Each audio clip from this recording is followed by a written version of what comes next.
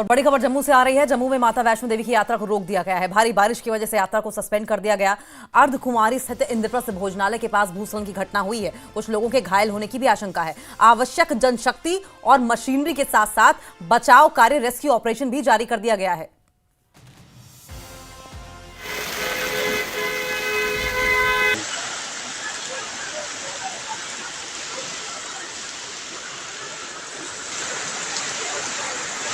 तो तस्वीरें देख रहे हैं, ये माता वैष्णो देवी का मार्ग है जहां पर मूसलाधार बारिश की वजह से झमाझम पानी भरा हुआ है और ऐसे में मार्केट एरिया बंद है और सस्पेंड कर दी गई है फिलहाल के लिए। जम्मू में माता वैष्णो देवी की यात्रा को रोक दिया गया है। भारी बारिश की वजह से यात्रा को सस्पेंड कर दिया गया। अर्धकुमारी स्थित इंद्रप्रस्थ भोजनालय के पास लैंडस्लाइड की घटना हुई है और लैंडस्लाइड की वजह से कुछ लोगों के घायल होने की भी आशंका जताई जा रही है। आवश्यक जनशक्ति और मशीनरी के साथ बचाव कार्य भी जारी किया गया। इससे पहले भी आपने देखा था किस तरीके से लगभग 15 से 20 दिनों पहले वहां पर लैंडस्लाइड हुआ था और लैंडस्लाइड की वजह से कई लोग घायल भी हुए थे और जो यात्रा का रास्ता था उसे बाकायदा बंद करके एक वैकल्पिक रास्ता खोला गया था जिससे कि लोग आ जा सके, यात्रा को पूरी कर सके। लेकिन क्योंकि मौसम लगातार खराब बना हुआ है, लैंडस्लाइड की घटनाएं बढ़ रही हैं, इसलिए फिलहाल अब की बार वैकल्पिक रास्ता न देकर यात्रा को सस्पेंड ही कर दिया गया है। भारी बारिश की वजह से यात्रा को रोक दिया गया है। बाणगंगा का जो रास्ता है उसे भी फिलहाल के लिए रोका गया है। जम्मू कश्मीर में बाढ़ बारिश से लगातार तबाही की तस्वीरें और खबरें सामने आ रही हैं। सबसे ज्यादा नुकसान की खबर डोडा किश्तवाड़ जिले में है। डोडा के टंटा पंचायत में नदी में सैलाब आया है। सैलाब से सड़क का एक हिस्सा जो है वो पूरा का पूरा बहा हुआ नजर आ रहा है। ये देखिए तस्वीरें आपकी टीवी स्क्रीन पर आप देख रहे हैं। जम्मू कश्मीर में बाढ़ बारिश से तबाही लगातार, ये मंजर आप देखें किस तरीके से ये नदी तांडव कर रही है, लहरें हिलोरें मार रही हैं, प्रचंड वेग के साथ आगे बढ़ रही हैं, मानो सब कुछ खत्म कर देने को आबादा हो।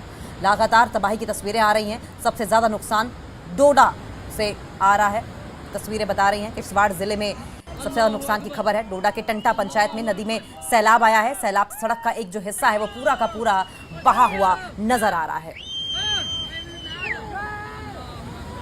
अल्लाहु अकबर, अल्लाहु अकबर। चलो पास चलो, पास चलो, पास चलो, पास चलो। अल्लाहु अकबर।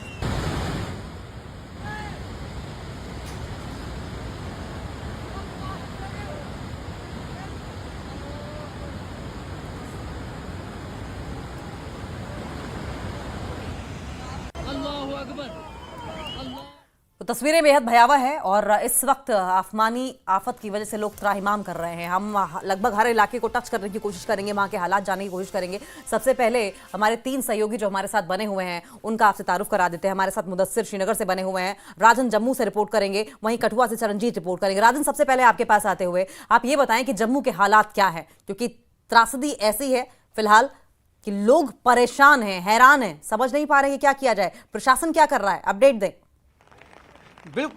बिल्कुल आपने बिल्कुल सही कहा। पिछले कई सालों तक याद नहीं है कि ऐसी तबाही जो है बरसात से कब पिछली दफा देखी थी। मैं जहां इस वक्त बबलियाना के रूही इलाके में मौजूद हूं, यहां पे मकान आप देख सकते हैं कि ये कोई नदी या नाला नहीं है, ये एक रिहायशी कॉलोनी है जो कि पानी में समा गई। आप देख सकते हैं कि जो मकान हैं वो आधे पानी में समा चुके हैं और यहां से एहतियातन जो है लोग आ चुके थे बाहर, जिस तरह से पानी बढ़ा। और यही कमोवेश स्थिति इस वक्त जम्मू के सभी इलाकों की बनी हुई है, जहां तवी नदी का जो जलस्तर है वो बड़ा है। और वैसे ही और आप देख सकते हैं कि जो ब्रिजेस हैं, जो रोड्स हैं वो ध्वस्त हो चुकी हैं। यानी कि जो बरसात, ये 4 दिन की बरसात पिछले दिनों से जो चल रही है उससे जो यहां का जो ढांचा है एक तरह से ध्वस्त हो चुका है। हालांकि प्रशासन जो है वो हरकत में आया हुआ है, एनडीआरएफ की, एसडीआरएफ की टीमें भी तैनात की गई हैं, लेकिन हर एक इलाके में पहुंचना जो है मुमकिन नहीं है, क्योंकि जो नुकसान है वो बहुत ज्यादा है। यानी कि जम्मू का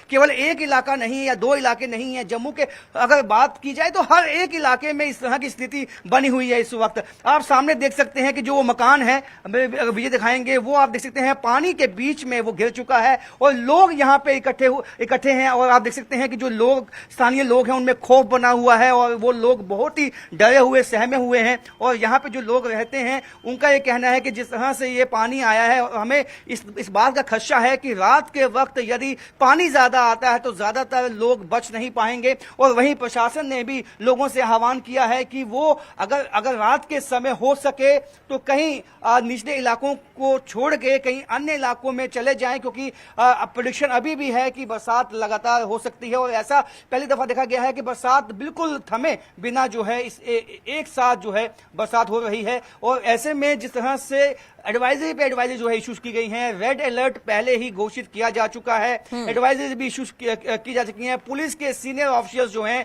वो तमाम इलाकों में जाके लोगों को अवेयर करने में लगे हुए हैं, लोगों को बताने में लगे हुए हैं कि रेड अलर्ट है पानी का, क्योंकि पहाड़ी इलाकों पे भी बहुत ज्यादा बरसात हुई है और पहाड़ी इलाकों से जो बरसात का पानी। ठीक है राजन, आपके पास लौटेंगे। कुछ तकनीकी खामी की वजह से आपकी आवाज थोड़ी सी रुक जरूर गई थी, लेकिन हमारे तीनों सहयोगियों से अपील ये है कि जब आप बोले आप सिचुएशन बताएं तो हमें तस्वीरें लगातार दिखाते रहें। मुदस्सिर, आपका रुख करेंगे। श्रीनगर में क्या हालात है मुदस्सिर? हाँ बिल्कुल, मैं आपको बता दूं कि जिस तरह से सुबह से हम देख रहे हैं कि साउथ कश्मीर में मूसलाधार बारिशों का सिलसिला जो था वो जारी था, लेकिन श्रीनगर में आफ्टरनून शावर्स की अगर हम बात करेंगे वो अभी देखने को मिल रहे हैं। और अभी इस वक्त की अगर हम बात करेंगे तो मूसलाधार बारिशें जो है वो शुरू हो चुके हैं श्रीनगर में, और जिसकी वजह से जो दिन का दर्जे हरारत है यानी कि डे टेम्परेचर उसमें काफी गिरावट वाक़ हो गई है। और जिसके बाद अब सर्दी की शिद्दत जो है वो आहिस्ता आहिस्ता महसूस होने लगी है। तो कुल मिलाकर हम ये कह सकते हैं कि इंतजामिया ने अलर्ट जो है वो जरूर जारी कर दिया है, लेकिन पैनिक सिचुएशन, अगर पैनिक सिचुएशन की हम बात करेंगे तो इस तरह की कोई पैनिक सिचुएशन नहीं है। तो अभी आप देख सकते हैं कि किस तरह से यहाँ पे जो दरियाई झेलम का हम मंजर दिखाना चाहेंगे। दरियाई झेलम ये जीरो ब्रिज एरिया है और वहां पर आप देख सकते हैं कि आहिस्ता आहिस्ता जो वाटर लेवल है वो किस तरह से इंक्रीज हो रही है, यानी कि जो वाटर लेवल है उसमें नुमाया इजाफा जो है वो देखने को मिल रहा है। हालांकि हम आपको दिखाना चाहेंगे जो जीरो ब्रिज पे मार्क्स लगे हैं, एक तो येलो और दूसरा ऑरेंज और तीसरा रेड जो है ये मार्क्स दिखाए गए हैं। और अभी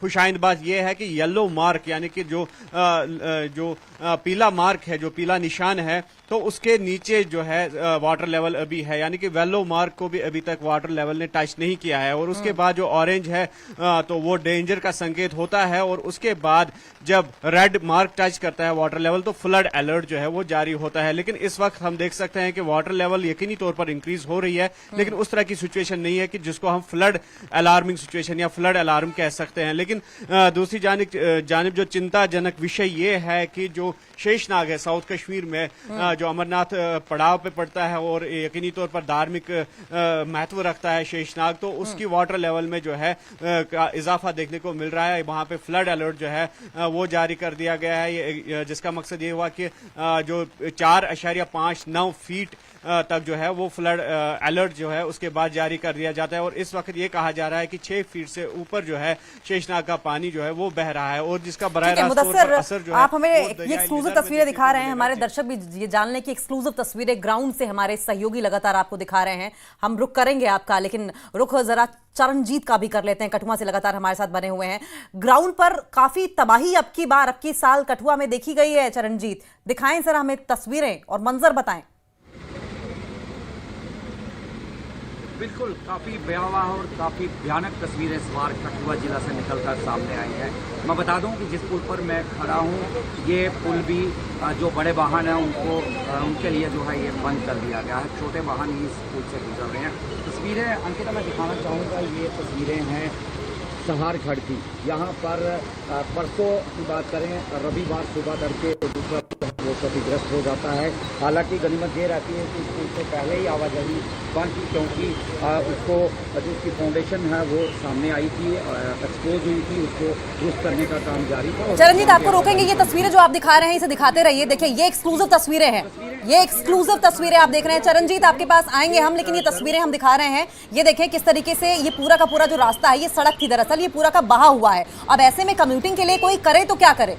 अब पैदल चलने का रास्ता नहीं है, किसी को नहीं पता कि कब भर भरा कर ये जो मिट्टी है वो नीचे गिर जाए और वो जमीन से बहते हुए चले जाए। चरणजीत, एक बार फिर से तस्वीरों को दिखाइए और एक्सप्लेन कीजिए कि क्या हालात हैं, और अब जबकि ये रास्ता बह गया है तब वैकल्पिक व्यवस्था क्या है, वाटर लेवल क्या है, सब कुछ एक्सप्लेन करें।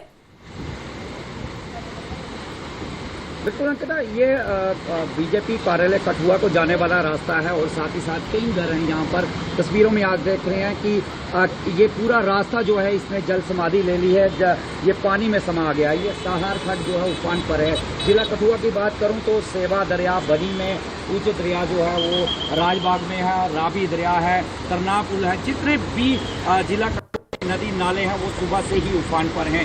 और बात करूं तो ये पिछले काफ़ी दिनों से जिस तरह से जिला कठुआ में लगातार बारिश हो रही है, हालात जो हैं बद से बदतर बने हैं। मैदानी इलाकों से लेकर पहाड़ी इलाकों तक कई सड़क मार्ग बंद हो चुके हैं, कई घरों को नुकसान पहुंचा है।